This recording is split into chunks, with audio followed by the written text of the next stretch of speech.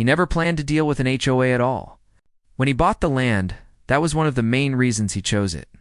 The property sat just outside a neat neighborhood with matching mailboxes, trimmed lawns, and signs listing rules in small print. His land was older, rougher, and quieter. It had been in his family for a long time, passed down after his uncle passed away.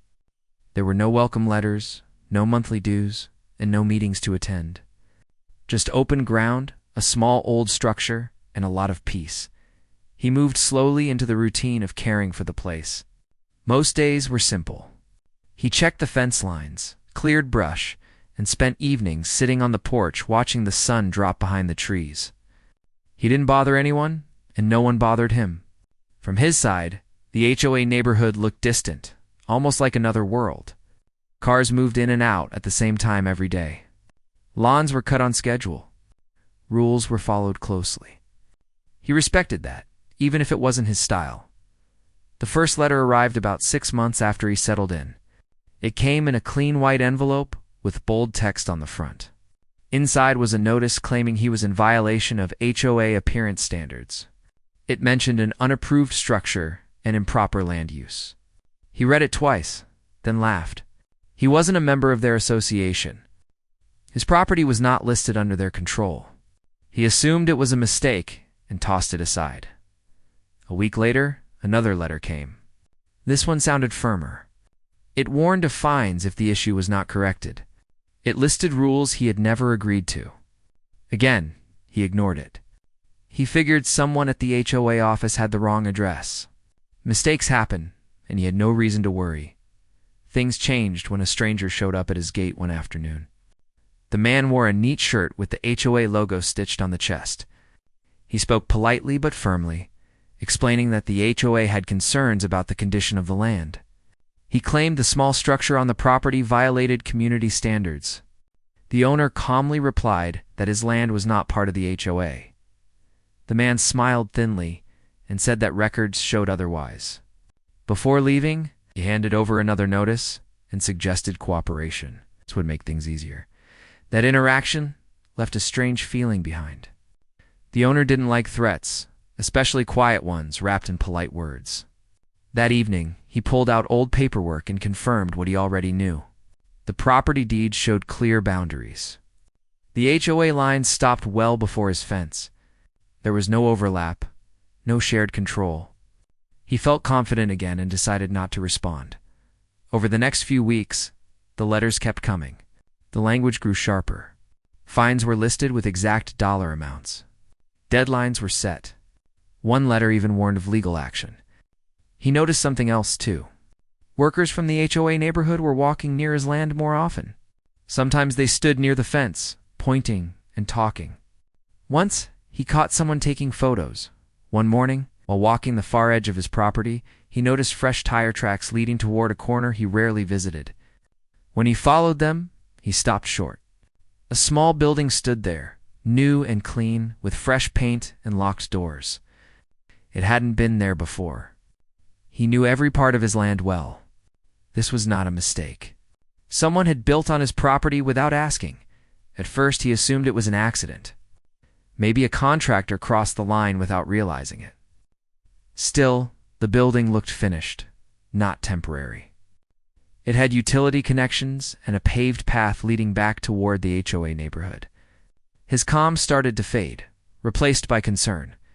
He took photos and returned home, pulling out old survey maps. The structure sat clearly inside his boundary, not even close to the edge. Whoever approved this knew what they were doing. That night, sleep came slowly. Questions kept spinning in his head. How long had it been there? Why build quietly? And why threaten him at the same time? The next day, he drove to the county records office. He asked for recent permits in the area. After some searching, a clerk pointed out a permit issued to the HOA for a small community building. The address listed didn't match any lot inside their development. Instead, it matched his land. That was the moment he realized this wasn't confusion. It was deliberate. The HOA had built a structure on land they did not own and then tried to pressure the real owner into accepting it. The fines, the letters, the visits, they were meant to scare him into silence. If he had been less careful, he might have paid the fines or signed something without checking. He felt anger rise, but he kept it under control. He knew rushing would only help them. Instead, he gathered every document he could find: old deeds, tax records, survey maps.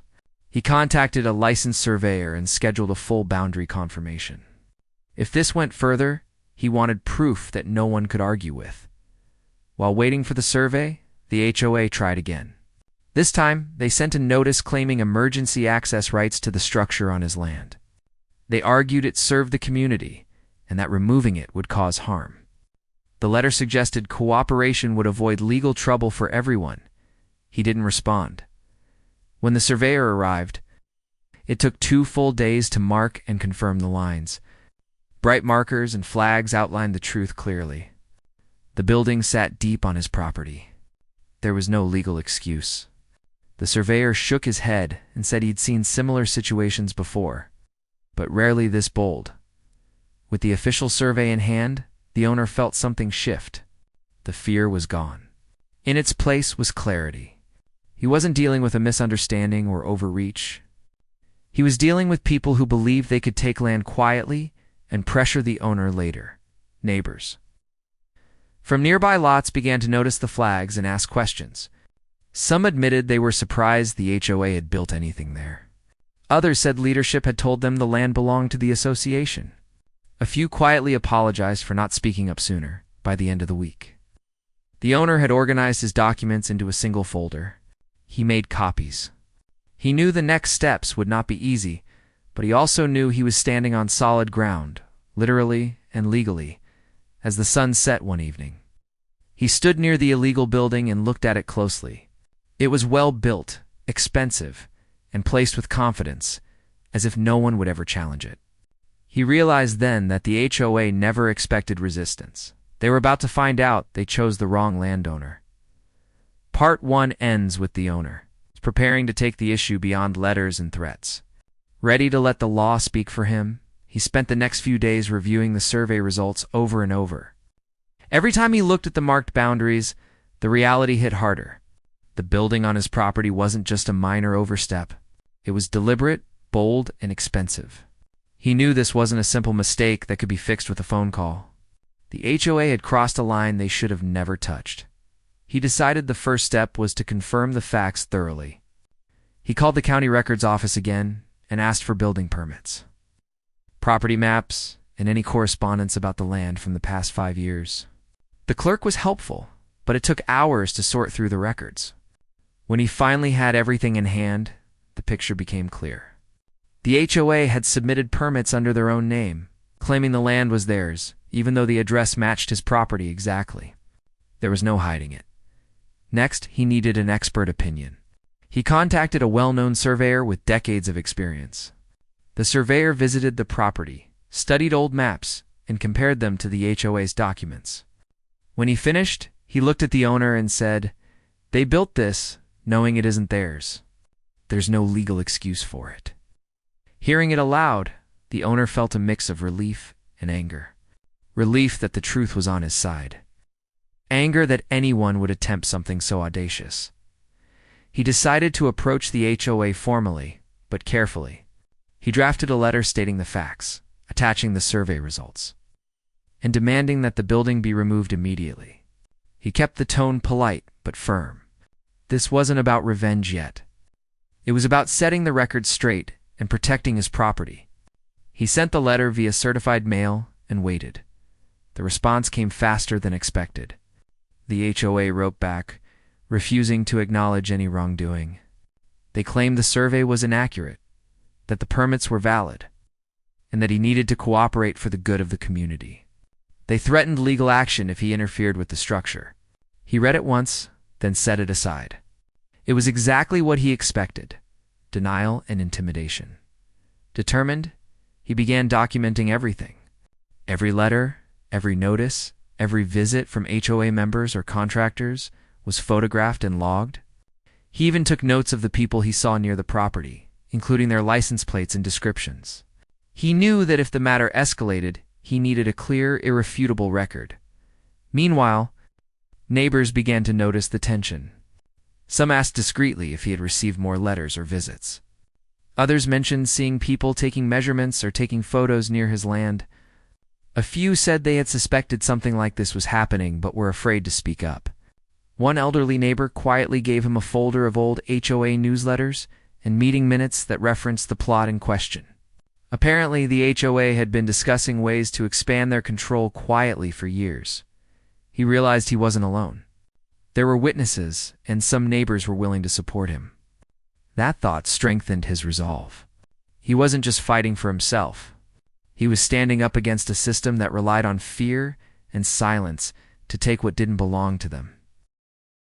He knew that involving the legal system would be inevitable. Before going down that path, he wanted one more professional opinion. He contacted a land attorney with a strong reputation in property disputes. The attorney reviewed all the documentation, examined the survey, and looked at the HOA's letters and permits. After a careful review, the attorney confirmed what he had already suspected. The HOA had no legal claim. The building was completely unauthorized and could be removed. Furthermore, the attorney explained that any fines or threats the HOA issued were invalid, and the owner could potentially recover damages for harassment and unauthorized construction. Armed with this confirmation, he felt a sense of clarity. The next steps would require patience and careful action, but the path forward was no longer uncertain. The HOA had overplayed their hand and the law was firmly on his side. He still had to act carefully. Any misstep could be used against him. In the meantime, he continued to maintain his property. He cleared brush, repaired fences, and kept the land in pristine condition. He wanted no argument that he was neglecting it. Each day, he walked the boundaries, taking note of any changes near the HOA property. The structure remained untouched, but the sense of tension never fully disappeared. He knew that the HOA would try something else if they sensed weakness. One afternoon, while reviewing old property records, he discovered something that gave him pause. There were several attempts over the years to file claims on parts of his land. Each had failed quietly, leaving no legal mark. It was clear that the HOA had long wanted control of this area and had now resorted to direct action. They had misjudged him, assuming he would be passive or intimidated. He also noticed a pattern in the HOA's behavior. They seemed to escalate quickly when challenged, often using paperwork and legal threats to overwhelm landowners. Understanding this allowed him to anticipate their moves. He began drafting a plan that involved documenting everything, gathering witnesses, and keeping the moral high ground. He didn't want a messy confrontation. He wanted a decisive, legally sound resolution during this period. He built a small team of trusted neighbors who were willing to support him. They offered insights, shared information, and occasionally stood watch when the HOA had visitors near his land. Their support reinforced the idea that he wasn't isolated. The community had noticed the overreach, and while some feared retaliation, few were quietly grateful someone was standing up, as weeks turned into months. The HOA's attempts to pressure him continued. Letters became more formal, including threats of lawsuits and exaggerated fines. Contractors occasionally appeared near the boundary, claiming to be inspecting easements or utility access. Each time, he responded with patience and documentation. It's never escalating emotionally, but always recording everything. He began to feel the weight of the fight on a personal level. The stress was real. He spent nights awake imagining the next steps, anticipating possible moves from the HOA. Despite the pressure, he remained focused on his ultimate goal, protecting his land and ensuring that the HOA paid for any misdeeds. He kept reminding himself that acting rashly could undermine his position. Finally, the surveyor returned with a full report and maps. The documentation was meticulous, showing boundaries, the location of the unauthorized building, and the legal limitations of the HOA's property. It was undeniable. If a court saw this, the outcome would be clear. He felt a sense of relief, knowing that the physical proof of the HOA's overreach would support him beyond any doubt. The part ends with him standing at the edge of his land, looking at the building. The sun was low, casting long shadows across the field. He understood now that he had the truth, the law, and the community behind him. What had started as minor harassment had evolved into a full-scale confrontation. The owner was ready to move forward, but cautiously. Every action from this point needed to be deliberate, and every step needed to be documented. He wasn't just defending his property. He was preparing to expose the audacity of the HOA's illegal construction. He was determined to win. He woke early that morning, feeling a mixture of determination and unease. The surveyor's report and the attorney's advice gave him confidence, but he knew the real challenge was ahead. This wasn't just about proving boundaries on paper anymore. It was about facing an organization that believed it could bend rules to its will.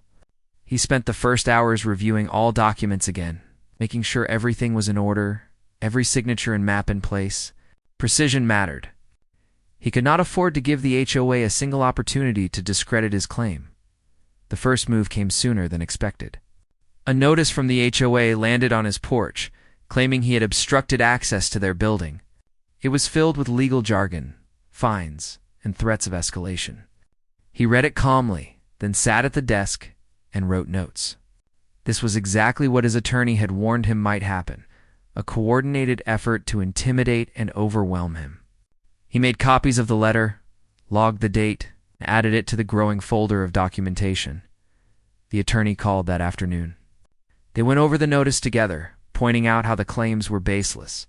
He was advised to respond formally, highlighting the illegal construction, the survey confirmation, and the lack of any legitimate claim. The response had to be professional, precise, and calm. No emotional words, no threats, just facts. They drafted a letter that afternoon, sending it via certified mail and keeping copies. This time, he felt a sense of control. He wasn't reacting blindly. Every move was calculated. In the days that followed, the HOA's tactics intensified. Letters arrived almost daily, each one trying to push him toward cooperation. One claimed emergency utility access was required. Another suggested he might face legal consequences if he attempted to enter certain parts of the land. Occasionally, people appeared near the property, claiming inspections or surveys, always polite but pointed in their presence. He treated each encounter with caution, documenting every detail. Neighbors continued to play a quiet but important role. One afternoon, a neighbor knocked on his gate, asking if he had seen the HOA crew again. She mentioned that several other residents had noticed unusual activity and wanted to make sure he was safe. Another neighbor brought him old meeting notes from HOA gatherings, showing discussions about property expansion and strategies to pressure owners quietly. Each piece of information built a bigger picture, reinforcing his understanding of how deliberate this overreach had been. Meanwhile, he started to consider the broader legal strategy. His attorney suggested documenting the harassment as part of the case. Threats, letters, and unapproved inspections could all serve as evidence of the HOA's willful misconduct. He began keeping a detailed daily log, noting dates, times, and descriptions of events. Every letter, visit, and conversation was recorded. It became a routine, almost meditative, allowing him to remain calm in the face of pressure. Despite the stress, he maintained his daily routine of caring for the land. The contrast between his calm, methodical maintenance and the chaos created by the HOA gave him a mental edge. Every morning he walked the perimeter, inspecting fences, brush, and the structure itself. Each day he noticed more details about the building, its sturdy construction, its recent paint, the paved path leading back toward the HOA neighborhood. This was not a cheap, temporary structure. It was a calculated investment by the HOA. It's meant to be imposing. Several weeks into this phase, he received a letter from the county. An inspector would be visiting to review the property and the alleged violations. He had prepared for this. All survey maps were ready, documents organized, and records of every HOA interaction carefully compiled. The inspection would be a chance to officially put the truth on record. He knew that if handled correctly, it would shift the power significantly. The day of the inspection arrived. County officials arrived early, notebooks in hand. He walked them through the property, showing survey markers, boundaries, and the building's location. He calmly explained the timeline of events, the letters from the HOA, and the steps he had taken to verify his property lines. The inspectors took photos, measurements, and notes. The owner remained patient, avoiding any argument, letting the evidence speak for itself. The inspectors were thorough, asking questions about the building, its permits, and any history of disputes. He provided copies of survey reports, letters, and previous communications with the HOA. After several hours, the officials concluded their review. They stated that the building was indeed on his property and that the HOA had no legal claim. It was a clear validation of his stance, though he knew the HOA would resist the next steps. Word spread quietly among neighbors about the inspection. Some congratulated him. Others expressed relief that someone was finally standing up to the HOA. The support, though subtle, bolstered his morale. He felt a renewed sense of purpose. This wasn't just about removing an illegal building. It was about standing up to abuse of power and ensuring rules applied equally. He continued to receive letters from the HOA, now more aggressive. Some attempted to frame him as the obstructionist, claiming he refused to cooperate with community needs. Others included exaggerated fines or references to legal clauses that didn't apply. He ignored the tone, focused on documentation.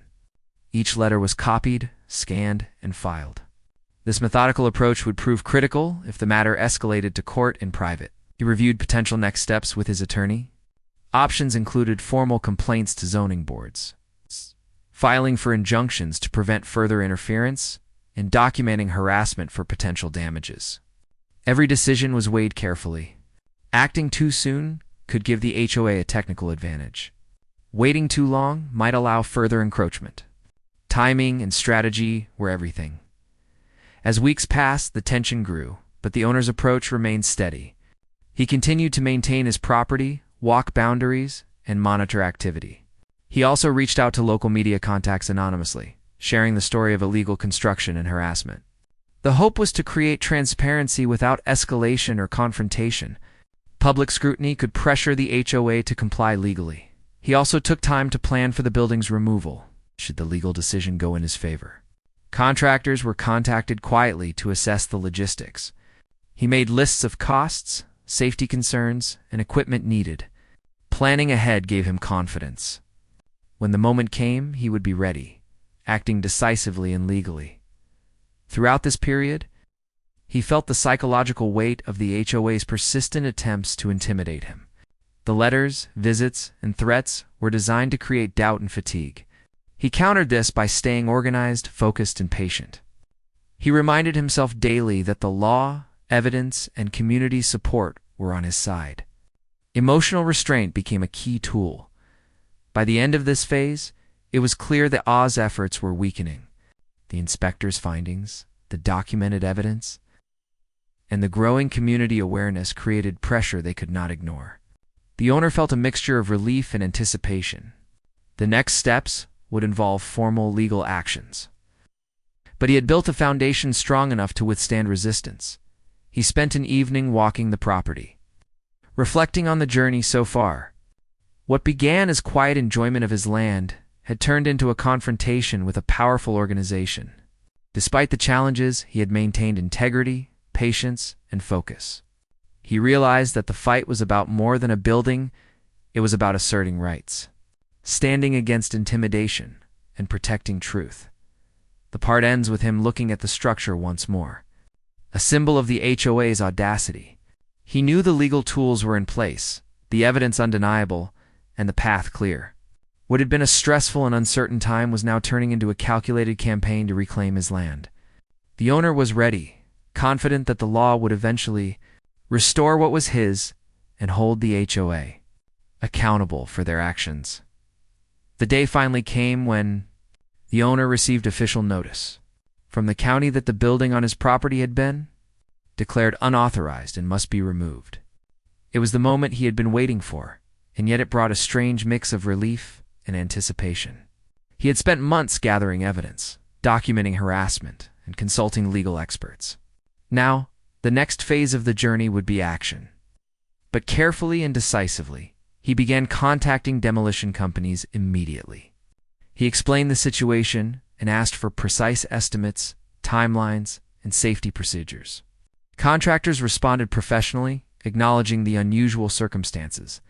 They confirmed that with proper permits and legal clearance, the structure could be removed safely, and they provided written confirmations. The owner felt a sense of control return. Every step was planned, documented, and in line with the law. While preparations were underway, the HOA attempted one last wave of pressure. Letters arrived daily, some threatening emergency injunctions, others suggesting that interfering with the building could result in fines or legal consequences. He read each one calmly, added it to the folder of evidence, and made mental notes of the escalating desperation. Their tone had shifted from confident authority to veiled threats. They knew they were losing ground. Neighbors continued to show quiet support. Some offered to watch the property on demolition day, while others provided insights on the HOA's previous patterns. The community's subtle backing gave him confidence that the process would unfold without interference. The owner understood that public observation could help prevent potential disputes or harassment. He met with the demolition team. A week before the scheduled date, they walked the property together, discussing equipment, placement, safety measures, and logistics for debris removal. The team emphasized the importance of following legal boundaries and ensuring no accidental damage to neighboring properties. Every detail was noted and confirmed. The owner knew that meticulous planning would prevent the HOA from finding technical excuses to interfere. Demolition day arrived with a clear sky and cool morning air. County inspectors were scheduled to oversee the operation to ensure compliance with all regulations. The owner arrived early, checking every tool, machine, and boundary marker. He felt a sense of anticipation that mixed relief and satisfaction. Months of preparation were about to be realized. HOA representatives appeared shortly after the crew arrived. They tried to assert authority, asking to see permits and claiming urgency in maintaining the structure.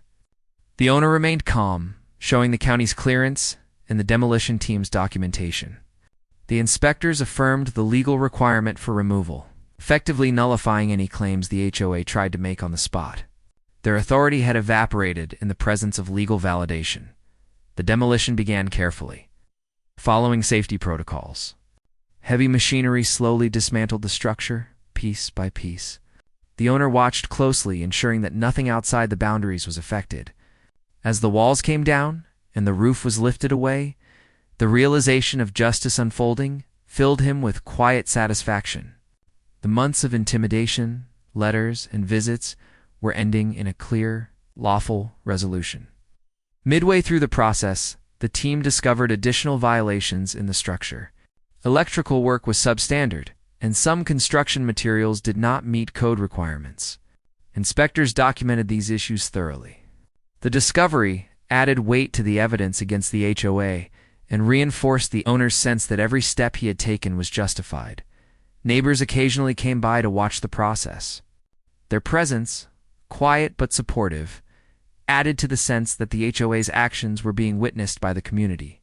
Conversations were polite but pointed, with neighbors expressing surprise at the boldness of the HOA's attempt and admiration for the owner's patience and preparation throughout the day. The owner maintained calm, moving between observation and documentation. He took photographs, noted progress, and ensured that everything remained in compliance with legal requirements. The process, while exhausting, provided a sense of closure that letters and inspections alone could not offer. By late afternoon, the structure was reduced to rubble. Debris was cleared, recycled, or transported according to county guidelines. The property lines were checked again, confirming that no damage had occurred outside the owner's land. The demolition team praised the preparation and meticulous adherence to legal boundaries, noting that it had made their job smoother and safer. After the work was complete, the county inspectors filed their final report, officially recognizing that the HOA's building had been removed and that the property was under the rightful owner's control. This formal documentation provided irrefutable proof of compliance and resolved potential disputes. The owner felt a deep sense of satisfaction, knowing that months of careful preparation had led to a successful outcome. The HOA, meanwhile, faced consequences beyond the loss of the building. Their insurance company was notified, Legal experts began assessing potential liability for unauthorized construction and harassment. Within the community, their reputation suffered quietly but significantly. The residents who had observed or assisted in documentation were careful not to provoke conflict. But the awareness of the HOA's audacity spread. Even as the physical evidence of the building disappeared, the psychological impact remained. The owner had experienced months of uncertainty, letters, visits, and threats. But the successful removal of the structure reinforced his belief in careful planning, patience, and adherence to the law. He reflected on the journey, recognizing that the process was about more than a single building. It was a demonstration that intimidation would not replace legal rights, and that preparation and persistence could overcome even audacious overreach. As evening fell, he walked the cleared area, noting the sunlight falling across open land. The space felt renewed, free from intrusion.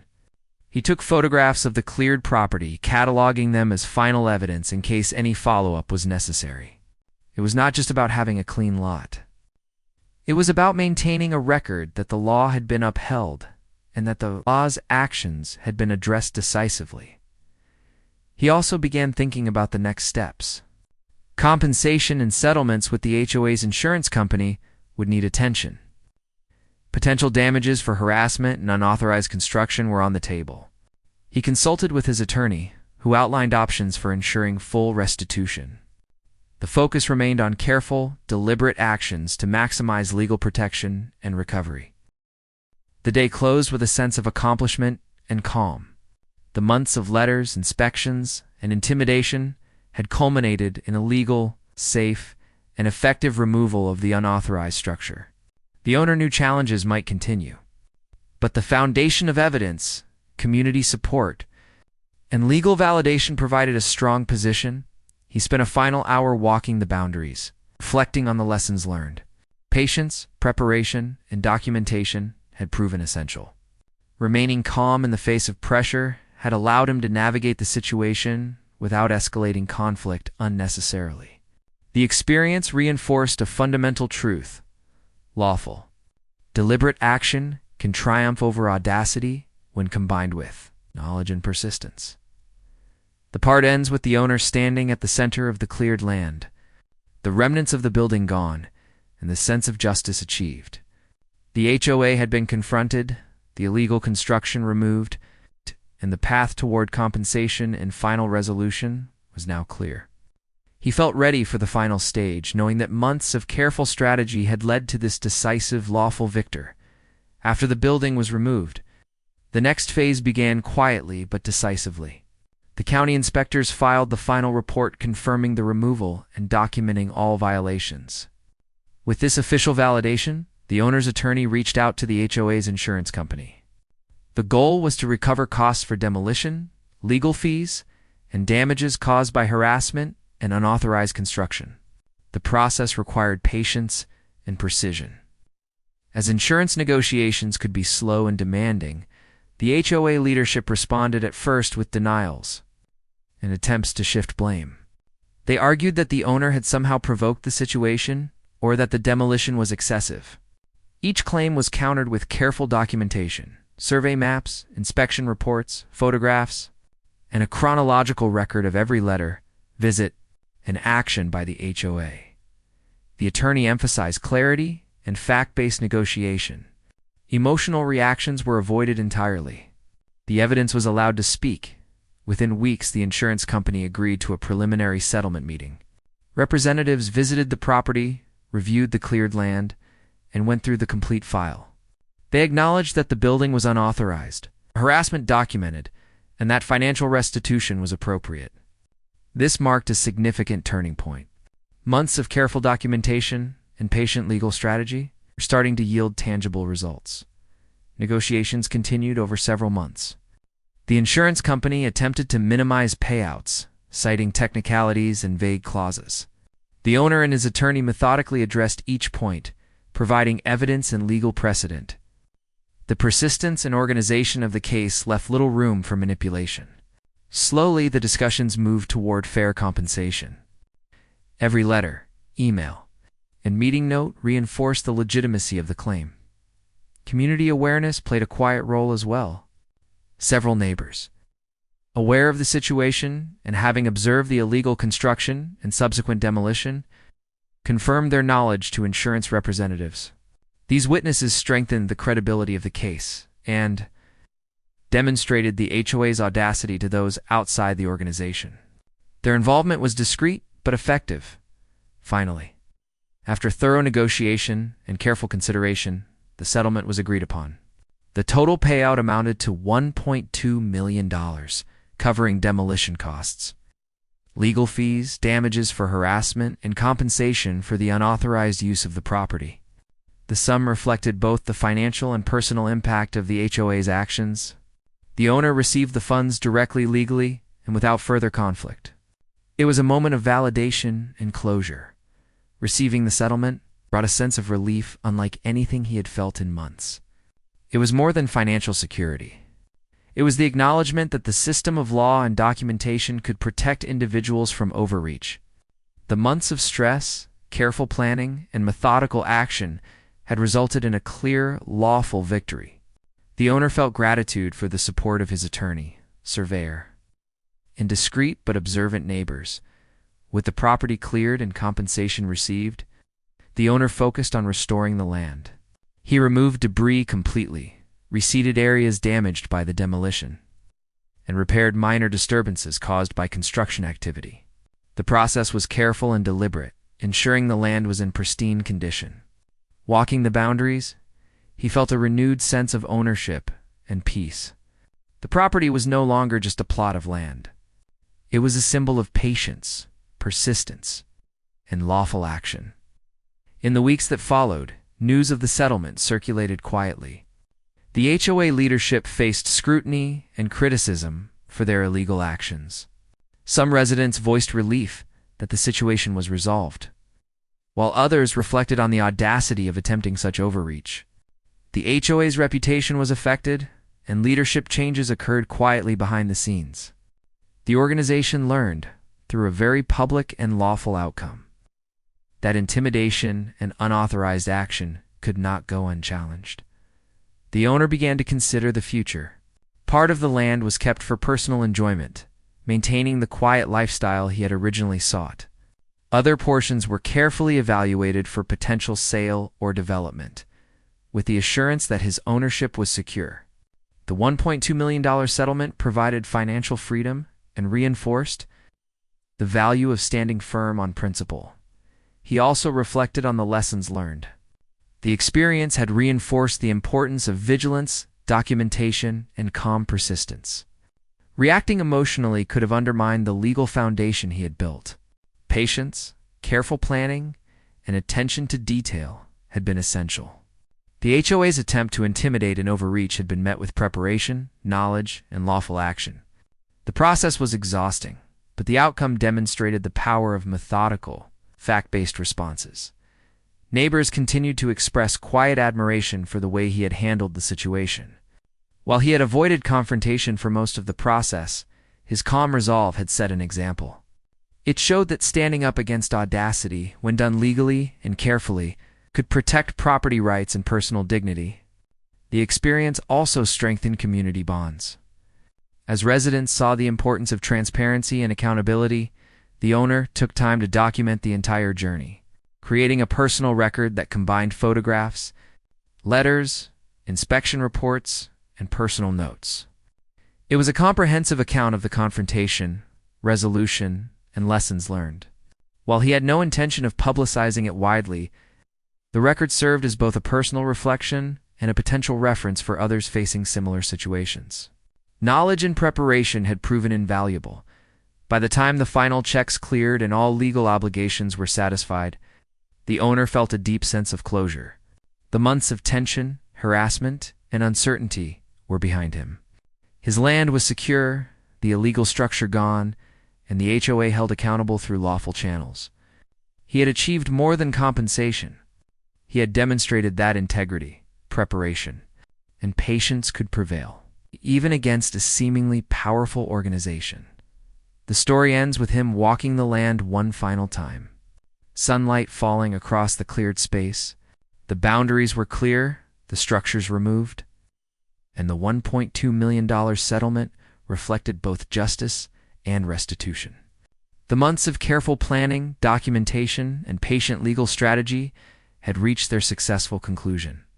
The property stood as a symbol of perseverance, lawful action, and the ability to protect one's rights with patience and determination. He felt a quiet sense of triumph, knowing the struggle had been long but ultimately victorious, and that the lessons learned would guide him for years to come.